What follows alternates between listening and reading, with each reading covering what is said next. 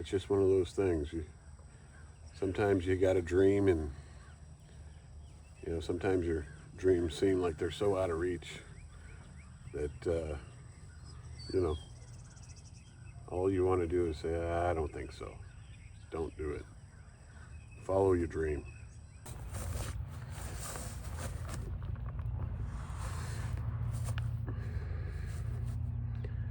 Hey guys, it's Jim, Mr. Tumac at Tumac's Ranch. Just thought I'd give you a little introduction to who we are, what we do, and why we're doing it, and why we decided to start putting it on YouTube. That's probably the key, but anyway, my wife Heather and I moved out here to East Texas about 5.5, going on 6 years now. And we came out here with the express idea of starting our own ranch, raising our own animals, maybe trying to do some of our own plants, vegetables, and produce kind of thing. And we researched for a while, watched a bunch of people. You know who they all are. All the guys in the regenerative farming and ranching movement here. That seems to have been a big wave over the last 10 years and even beyond that. But we moved out to West Texas specifically because there's enough rain and can grow enough grass to raise animals, which is our primary goal. But anyway, we started Tumac's Ranch. When we first got here, we pulled in with our 44.5-foot long fifth wheel. After we'd secured our house and our ranch here, a little over 14 acres. All we had for animals at that point was one dog. He's a golden doodle.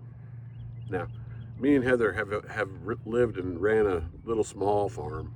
I would call it more like a real small family kind of farm, just on like 5 acres, nothing big. But we had a couple steers and several sheep, a bunch of chickens, apple trees, hay meadow, even built a great big greenhouse from scratch. But we'd left that and had moved on, doing other things in life, chasing jobs.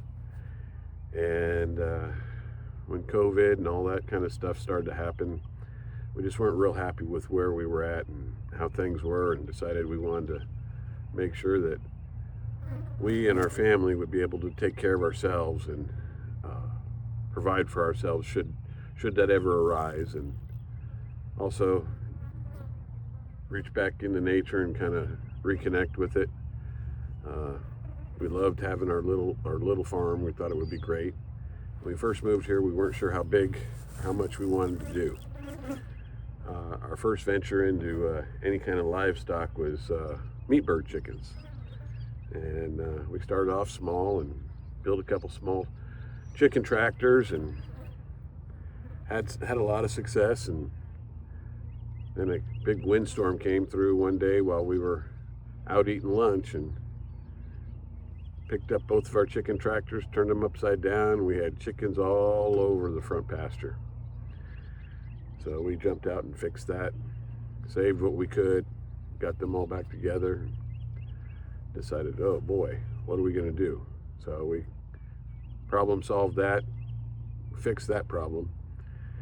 Then we decided, we wanted some cows. So we started looking for some cows, and we ended up finding a small herd of Murray Greys. See them over there in the background. We got some of our originals still. We've got some new ones, several new ones actually, and got some more new ones on the way. We've loved having them. They're super gentle, medium framed, nice and easy to handle. Right now I got 4 strand of poly braid stretched across the middle of this big pasture, which is 17 acres, which we bought about a year and a half after we bought the original property. It's connected right to our property, so that was very convenient. But we got that up to keep the sheep out. The sheep came a little after the cows. I just kind of got a wild hair one day and decided I was going to go buy some sheep. And I bought a few, and then the next thing I know, I was buying a few more, and a few more, a few more. And we came up with a pretty wide selection of different types of sheep, all hair sheep. We've got Dorper crosses. We've got some Katahdins. Those were our originals, were Katahdins. Those turned out to be some really good sheep. Got some painted desert mixed in there. Even have some black Hawaiians. Well, and while I was picking up some sheep one day, the guy had a couple kunekune piglets that he was trying to get rid of. Heather wasn't expecting those. I just sent her a picture and told her I was on my way home. And kind of fell in love with the little kunekunes. They were fun. The only issue we had with those is that they were a little slow to grow and get to market size. So we've moved on from there. Now we do Meishan Pigs. And back to the sheep. We've decided here a little while ago we're going to go with this new thing that we've been watching for a bit. They're called the Australian Whites. So we ended up purchasing a Australian white ram that came to America from Australia as an embryo. Was transplanted by a fellow named Dax Dietrich down in south central Texas, about 4.5 hours from us. We named him Mad Max. He's registered and full-blooded out of the Tatty Kill over there in Australia. And but we got him, and he's done his job, and we now have 6 of his offspring on the ground running around like wild children. They're pretty amazing. If you ever get a chance, look them up. I'll try to talk to you about them later another time. So the big reason why we decided to do this was for ourselves, for our family. We wanted to make sure that, should any of our family ever need a place to be, that we had space and food, and that we knew that would be taken care of. I still work a full-time job. I'm a ER nurse at a local ER. Before that, I spent about 20 years as a flight nurse, flying for a few different companies, kind of all over the country, everywhere from South Dakota to California, Utah, all over the place, Arizona.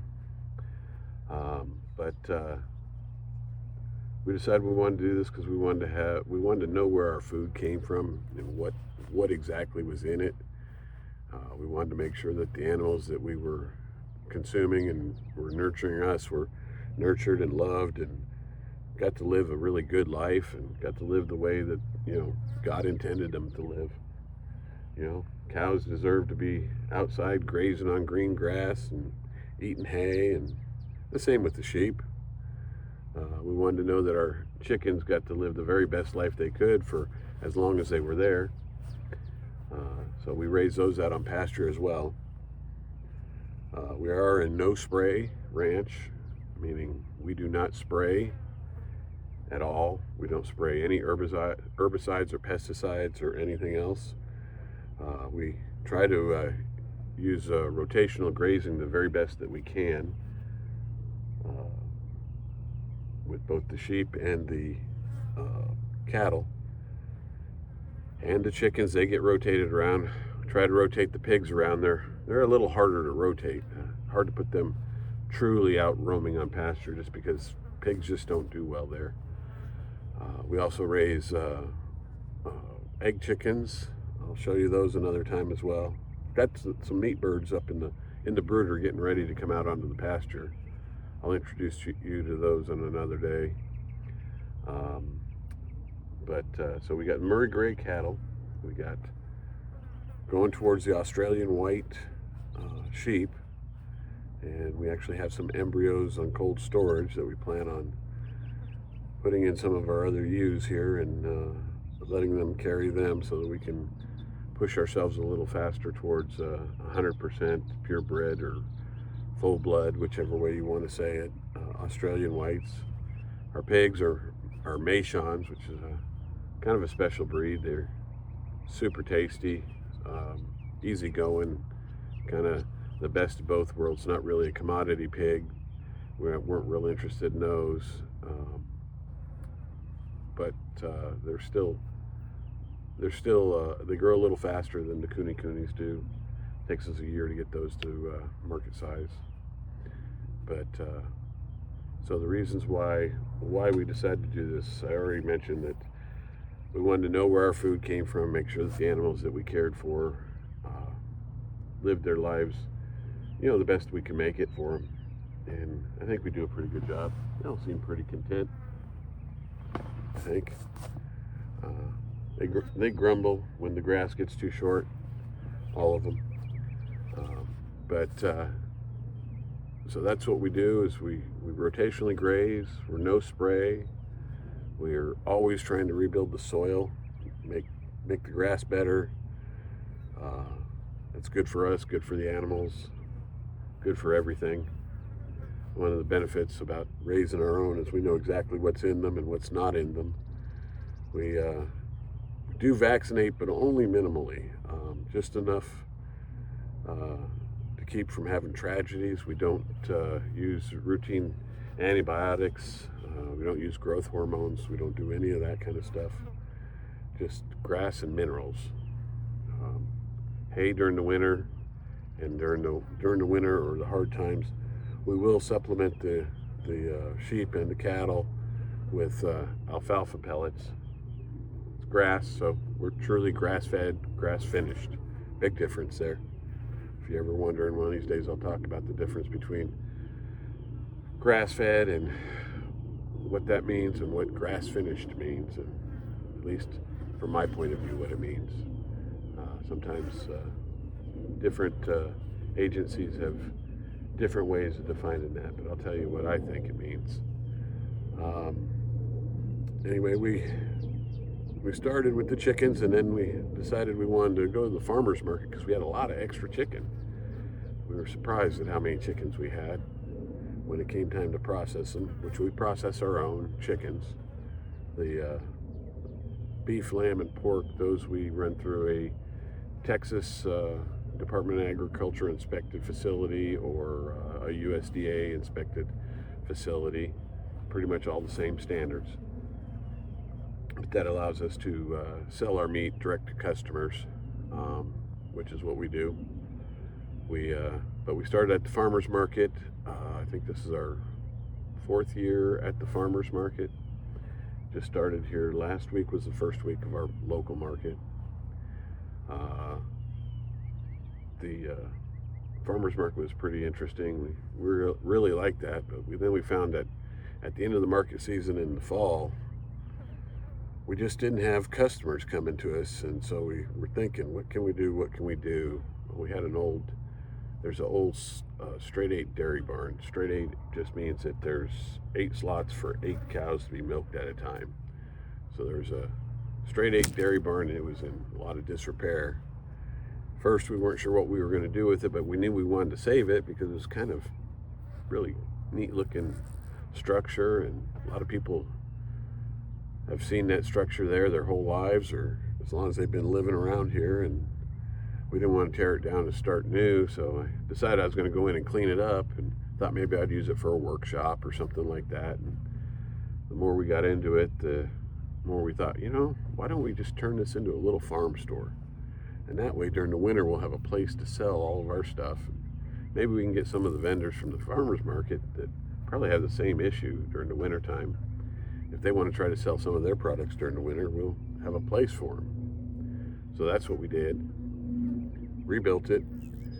I did it pretty much by myself with the help from some neighbors and friends here and there.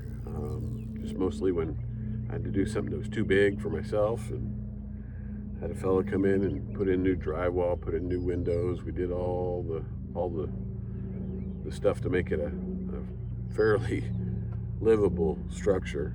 It's actually pretty neat. If you ever decide to come out and visit, come by and see us. We'd love to show you around. I'd love to tell you about all the stuff we did to it in detail. Anyway, we run that store. We're now open 7 days a week.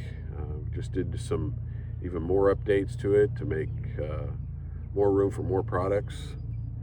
And when I say more products, we've started reaching out, and we've got a lot of organic and otherwise clean food, like a small little grocery store. Pretty much you can come in there and shop and get your whole week's worth of groceries for you and your family. Centered around our meat, we also get we get milk products, both raw and low pasteurized, from one of the local dairies here. I'll give them a little shout out, Jersey Girls. They're pretty amazing people. Come to know them pretty well. They're super nice. Anyway, so we run that. We do the farmers market. I work a full-time job. Heather runs the store. Again, we're open 7 days a week, Monday through Friday. We're 11 till 6, and Saturdays we're 9 till 5, and then on Sundays, I think she does 11 to 4 down there. We do have one local teenage girl that comes over and helps us out every once in a while and covers the store for us to give Heather a chance to go make her sourdough bread that she sells at the store and farmers market, as well as a lot of the other products she does. She does a lot of kind of homeopathic health beauty kind of things. Really neat stuff she does. She even does her own herbal teas. They're actually really good. But we have several other vendors that bring their products to us, all on with the same mindset of being as natural and wholesome as we possibly can. But we're loving what we're doing, and I just wanted to talk to some of the people out there that are maybe doing this and say, man, I know how hard it is, but keep at it. It gets better, it gets better. It's getting better every day. Some days doesn't feel like it, but it is getting better. For those of you that may be thinking about doing something like this, don't talk yourself out of it. It's definitely rewarding. It's a lot of work, it's a lot of time, some tears, but then on days like today, it's worth it. And I don't care if you're 20 years old or 60 years old. If this is something you want to do and you're physically able, get out there and do it. It'll keep you young, that's for sure. So like I was saying before my phone overheated, for those of you that are thinking about doing this, don't talk yourself out of it. It's a worthy thing to do. It'll make you feel good. It'll keep you young, and you'll be happy. I know I am. It's just one of those things. Sometimes you got a dream, and sometimes your dreams seem like they're so out of reach that all you want to do is say, I don't think so. Don't do it. Follow your dream. Dig your heels in. Do the work. Keep telling yourself you can do this. And you're the only one that has to believe in you. So remember that and believe in you. I believe in you. Anyway, with that, I'm going to wrap up and say thanks a lot for sitting here with me for a little bit and listening to me ramble. But I'm pretty good at rambling, so if you ever need somebody to just ramble to, call me. Gotta go check on that cow here. Make sure she's not struggling with that baby. But anyway, I'm gonna let you go. And just again, wanted to say thank you. If you're a mind to, I'd really appreciate it if you just hit that subscribe button, hit the notification button. I'm gonna try and be pretty consistent about putting up some videos and just sharing some different things with you now that I've kind of told you who we are and what we're doing, and that might help you understand why I do what I do. But yeah, if there's something that you liked or something you didn't like that I had to say, Tell me about it in the comments. Give me a thumbs up, or if you feel like it, you got to give me a thumbs down. I'm okay with that too. But just it's the only way I know if I'm doing the right thing and going the right direction. So I hope you have a great weekend. If you're in and around Winnsboro, every Saturday we're at the farmers market, and come by and see us. We're always open at the store. If you ever pull up and we're not open, give us a call. We'll come down, open the doors, and turn on the air conditioner for you. Thanks a lot for listening, and have a great weekend. Bye-bye.